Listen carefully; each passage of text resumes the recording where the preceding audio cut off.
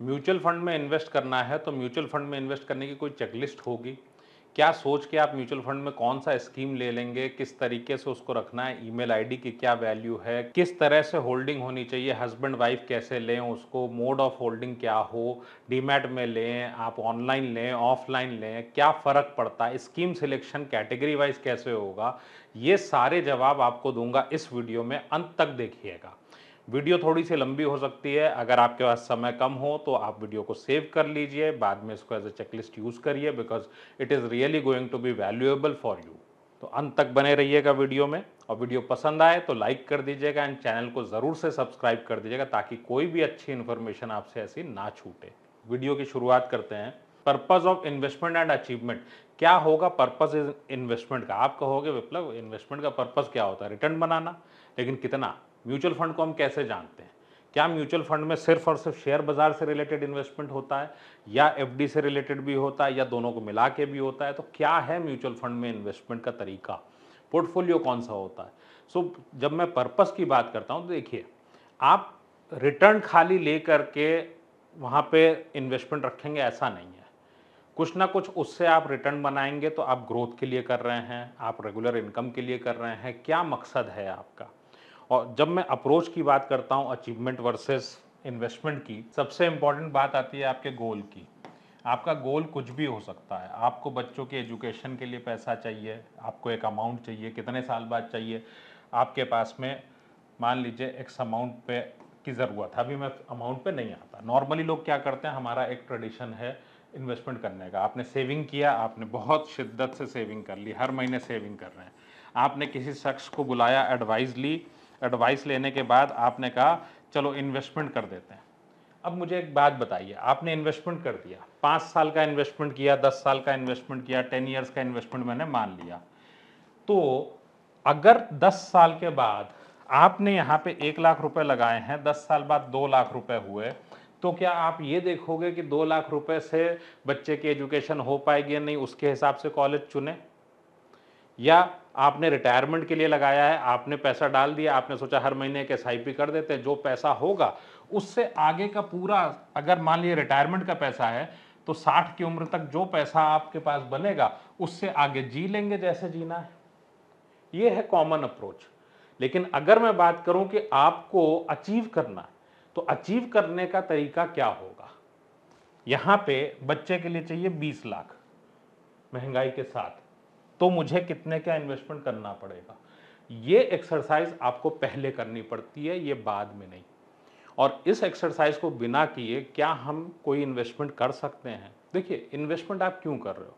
आप इन्वेस्टमेंट कर रहे हो बच्चे को सेटल करने के लिए, बच्चों को पढ़ाने के लिए, आपके रिटायरमेंट के लिए। इससे कम कुछ भी नहीं। आपका जो भी मकसद है उसके बेसिस पे आप तय करेंगे। हमने इसके ऊपर वीडियो बनाई हुई है कि म्यूचुअल फंड में कैसे इन्वेस्ट करें, आपको मिल जाएगा प्लेलिस्ट में। और आपको हमने ये भी दिया हुआ है कहाँ से खरीदें, वो भी आपको मिल जाएगा प्लेलिस्ट के अंदर में। हम आगे बढ़ते हैं। अब आगे देखते हैं आप किस तरीके से इन्वेस्ट करेंगे, क्या क्या चीज़ें चाहिए होंगी, पोर्टफोलियो कैसे बन रहा होगा, क्या उसके लिए कुछ टिप्स हो सकती हैं, तो उसके ऊपर भी बात करूंगा। बट जो लोग भी चैनल पे नए हैं उनके लिए बता दूं, मैं हूं विप्लव मजुमदार और मैं हूं फाउंडर planyourworld.com का। प्लान योर वर्ल्ड हमने शुरू किया सिर्फ एक मकसद से कि आपका एडवाइज़र कोई और हो ही नहीं सकता। आपकी जो ज़रूरतें हैं कोई और कैसे बता सकता है? जो ज़रूरत आपकी है आप उसके अकॉर्डिंग तय करिए। क्या आप बहुत ज़्यादा पढ़ना पड़ता है आपको? क्या आप इसको खुद मैनेज कर सकते हैं? मात्र 2 से 6 घंटे में आप पढ़ सकते हैं बिना किसी फॉर्मूले के, टूल्स की मदद से। और यकीन मानिए कि जो भी आपके एडवाइज़र्स हैं उन्होंने भी कहीं से शुरुआत की थी। कॉस्ट कितनी होती है जब आप किसी से एडवाइस लेते हैं? गलत प्रोडक्ट आपको मिलता है आपकी नीड के बिना। बहुत ज़्यादा ब्रोकरेज जाती है। आपको लगता होगा एक बार आप म्यूचुअल फंड में ब्रोकरेज देते हो, आप एक एसआईपी करते हो, हर साल हर महीने उसके ऊपर आप एक ही अमाउंट पे पूरी ज़िंदगी आप ब्रोकरेज देते रहोगे। तो खुद पढ़ लीजिए, ज़्यादा अच्छा होगा। और एक बात ज़रूर ध्यान रखिएगा कि अगर आप कोई भी इन्वेस्टमेंट कर रहे हो तो कैसे आपने चेक किया? आपका एडवाइज़र को चेक करने का कोई पैरामीटर था? तो अगर आप प्लान योर वर्ल्ड पे पढ़ना चाहें तो मात्र 299 से मेरी लाइव सेशन आप अटेंड कर सकते हो वीकली। 3 दिन की रहती है, टोटल 6 से 7 घंटा आप पढ़ते हो। आपको डिस्क्रिप्शन में लिंक मिल जाएगा, आप वहाँ से पढ़ सकते हैं। हाँ, अगर पढ़ने का मन हो तो सारे इन्वेस्टमेंट्स जो भी आप कर रहे हो आप उसको अगले 15 दिन के लिए होल्ड कर दीजिएगा। ये बात ध्यान रखिए, 90% इंडिया गलत इन्वेस्टमेंट करता है। सो एक बार में आप सही कर लीजिए कि कौन सा इन्वेस्टमेंट आपका सही है, कौन सा गलत है, और फिर आगे बढ़िए। तो वीडियो में हम लोग आगे चलते हैं। Construction of mutual fund portfolio. आपका म्यूचुअल फंड का पोर्टफोलियो कैसा होना चाहिए? देखिए, मैंने 17 सालों में एक बात सीखी 15,000 फैमिलीज के एक्सपीरियंस के साथ। पोर्टफोलियो उनके पास होता है जिनके पास लिबर्टी हो कि मेरे पास इतना पैसा है, मैं कुछ पैसा अलग अलग जगहों पे इन्वेस्ट कर दूं। देखिए, उनके पास एक लिबर्टी है तय कर पाने की, थोड़ा सा इधर कर दें, थोड़ा सा उधर कर दें। क्या आपके पास लाइफ में पैसे पूरे पड़ रहे हैं? हर आदमी की एक बेसिक नीड है पूरी लाइफ की, जिसमें बच्चों की एजुकेशन, उनका सेटलमेंट, आपका रिटायरमेंट, घर की ईएमआई का repayment, everything is covered. And then there is some surplus. जिनके पास ये सरप्लस है, they have liberty to call it a portfolio. आपके पास, अगर आपने अपनी प्रोफाइलिंग नहीं की है, तो पूरे जीवन में आपके पास वेल्थ बनाने का उपाय क्या है? आपके पास उपाय है सिर्फ और सिर्फ सेविंग्स, और इस सेविंग्स से ही आप अपनी ये चीज़ें पूरी करेंगे। So you can not afford कि कुछ भी पैसा आपका गलत इन्वेस्टेड हो। भाई, इमरजेंसी का पैसा है वो अलग कर दीजिए, फिर जितने गोल्स हैं गोल वाइज चलिए। सो इसके ऊपर मैं अलग से वीडियो दूंगा कि गोल बेस्ड आपको इन्वेस्टमेंट्स कैसे करने चाहिए, और फोकस्ड करना हो आपको, मात्र 6 घंटे में पढ़ना हो 5 साल लगाने की बजाय, क्योंकि अलग अलग वीडियोस से आप करोगे, तो उसको आप हमारे लाइव सेशन में उसको कर सकते हो। अब पोर्टफोलियो आपको अगर अपना टोटल में करना हो तो आई विल रिकमेंड कि आप गोल बेस्ड करो। If you belong to middle class, so इसको गोल बेस्ड कर लीजिए। Then fund selection. Fund selection depend करता है बहुत सारी चीज़ों के ऊपर। आपका पैसा 6 महीने के लिए है, आपका पैसा 1 साल के लिए, आपका पैसा 3 साल के लिए इन्वेस्ट कर रहे हैं, आप 40 साल के लिए कर रहे हैं, स्कीम बदल जाएगी। कैसे सिलेक्ट करते हैं? हर एक चीज़ दवाई की तरह है। आपसे मैं बोलूं कौन सी दवाई अच्छी है तो आप कहोगे ये कैसा सवाल है। वैसे ही कौन सा फंड अच्छा है जो आपकी ज़रूरत के हिसाब से मैच करे। सबसे पहला पॉइंट आता है कि आपको अगर पता है कि टाइम पीरियड कितना है, कितने समय के लिए आप इन्वेस्टमेंट कर रहे हैं, आप पैसा निकालोगे कब, रिस्क कितना ले सकते हैं। जितना कम शॉर्ट पीरियड होगा उतना ज़्यादा रिस्क हो जाएगा। आपके पास इक्विटी फंड्स हैं, डेट फंड्स हैं म्यूचुअल फंड में। अगर आपका टैक्स स्लैब नीचे का है तो आप इसकी बजाय एफडी को यूज़ कर लीजिए। टैक्स स्लैब ऊपर का है तो आप कुछ और फंड्स यूज़ कर सकते हैं, बट आपको तय करना पड़ेगा कि आपका किस तरीके का रिस्क आप ले सकते हैं। देन आपके पास है रिक्वायर्ड रिटर्न। आपको कितने रिटर्न की ज़रूरत है? तो रिटर्न की अगर मैं बात करूं, मान लीजिए किसी का गोल ऐसा है कि आपको 1 साल के लिए पैसा लगाना है, you can not use equity.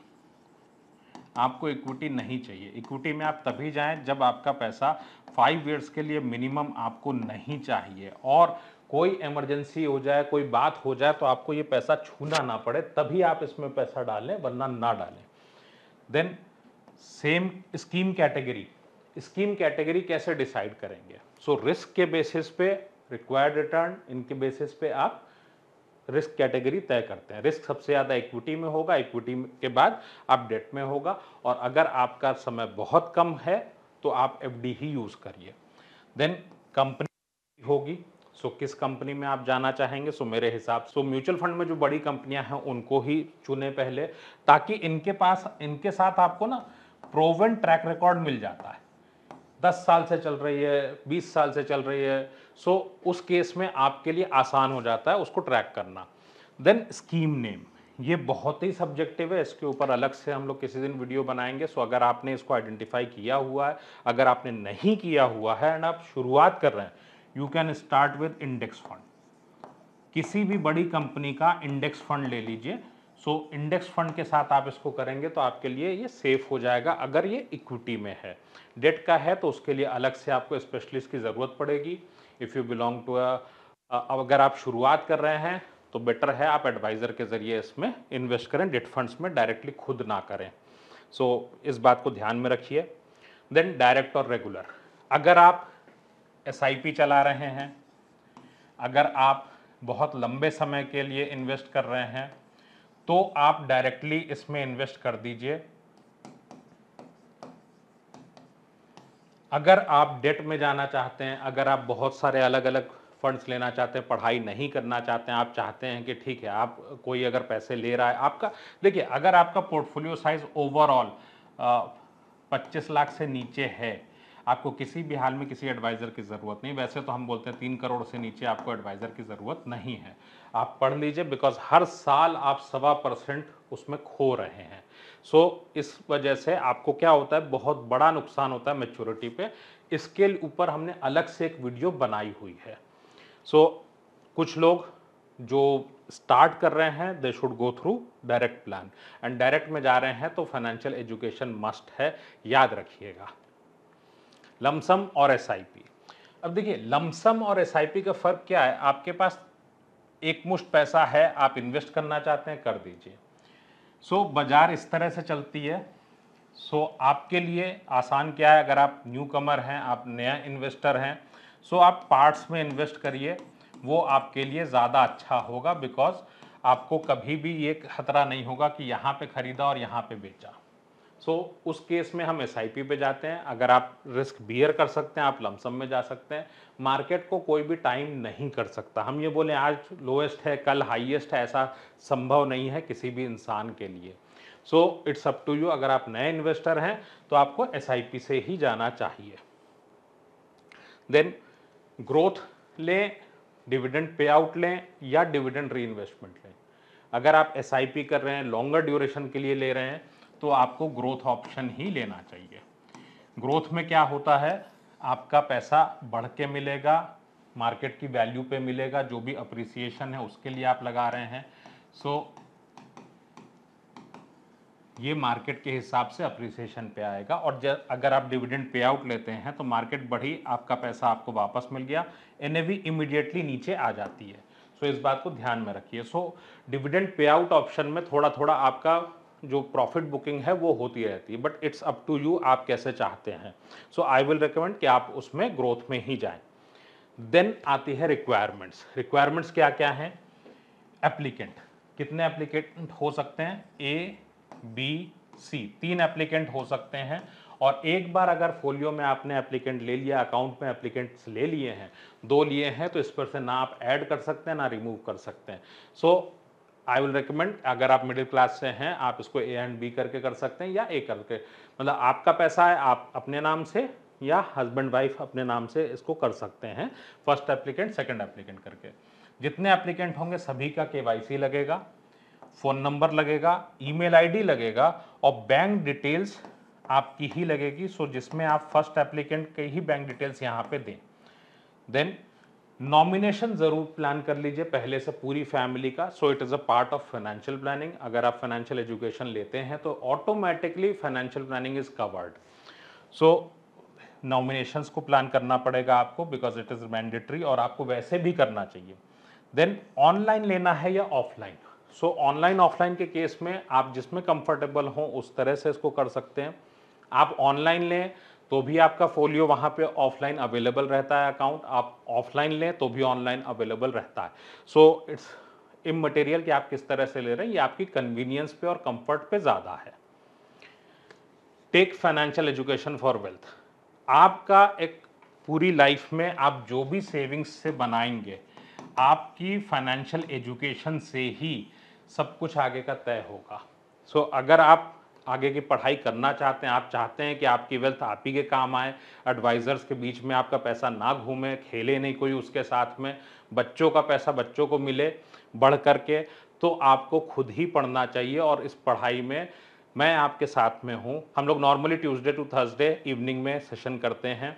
सो उसमें आप पार्टिसिपेट कर सकते हैं। मात्र 299 से मनी आईक्यू क्लास, इसको आप ज्वाइन करके अपनी आईक्यू को, मनी से रिलेटेड माइंडसेट को बदल सकते हैं, बिकॉज हमें कभी ये पढ़ाया नहीं गया। लिंक डिस्क्रिप्शन में अवेलेबल है। मात्र 299 का प्रोग्राम है, बट ये आपको इन्वेस्टिंग की लाइन में 5 साल आगे ले जाता है। सो 5 साल का समय बचाना है, अपने इन्वेस्टमेंट्स को के साथ जस्टिस करना है, तो इसको आपको ज़रूर देखना चाहिए।